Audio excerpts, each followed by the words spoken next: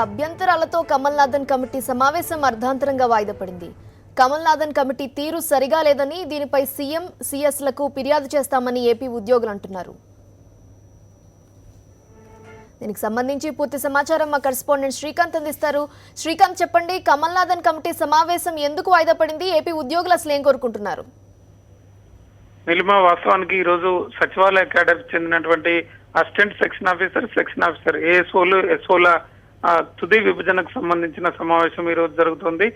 దీనికి సంబంధించి షెడ్యూల్ ఈ రోజు ఉదయం 11 గంటలకు సమావేశం ప్రారంభమైన తర్వాత కొంతమంది ఉద్యోగులు విభజన వెంటనే జరగాలని పట్టుబట్టారు. అయితే కమల్నాథన్ కమిటీ షెడ్యూల్ సమావేశం పెట్టినప్పటికీ కూడా మ్యూచువల్ కన్సెంట్, పరస్పర అంగీకారంతో విభజన జరగాలనేది కమల్నాథన్ కమిటీకి నేతృత్వం ఇచ్చినటువంటి కమల్నాథన్ చెప్పినటువంటి నేపథ్యంలో కొంతమంది ఉద్యోగులు దీనిపై అభ్యంతరం వ్యక్తం చేశారు.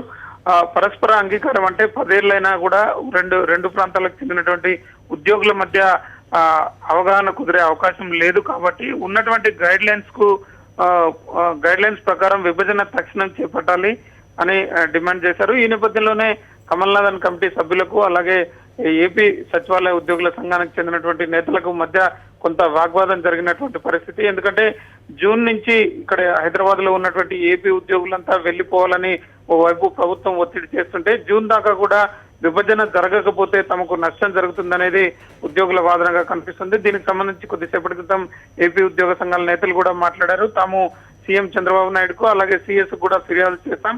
కమల్నాథన్ కమిటీ కొంత పార్షాలిటీతో తెలంగాణ ఉద్యోగులకు వైపు మొగ్గు చూపిస్తుంది, అందుకే విభజన సరిగ్గా జరగటం లేదనేది వారి ఆరోపణగా కనిపిస్తుంది. మరోవైపు ఏపీలో పనిచేస్తున్నటువంటి తెలంగాణ ప్రాంతానికి చెందినటువంటి ఏఎస్ఓలు ప్రస్తుతం కమల్నాథన్ కమిటీ కార్యాలయం ముందు ధర్నా చేస్తున్నారు. వారు డిమాండ్ చేసేది ఏంటంటే జూన్ లోపలే విభజన జరగాలి, లేదంటే తాము తెలంగాణ ప్రాంతంలో ఉండకుండా ఏపీకి వెళ్లాల్సిన అవసరం వస్తుంది, కాబట్టి తమకు ఇబ్బందికరంగా మారుతుందని మరోవైపు తెలంగాణ ప్రాంతానికి చెంది ఏపీలో పనిచేస్తున్నటువంటి సెక్షన్ ఆఫీసర్లు ప్రస్తుతం ధర్నా చేస్తున్నటువంటి పరిస్థితి. ఏదేమైనా ఇటు తెలంగాణ అటు ఏపీ ఉద్యోగులు కూడా విభజన వీలైనంత త్వరగా జరగాలని కోరుకుంటున్నారు.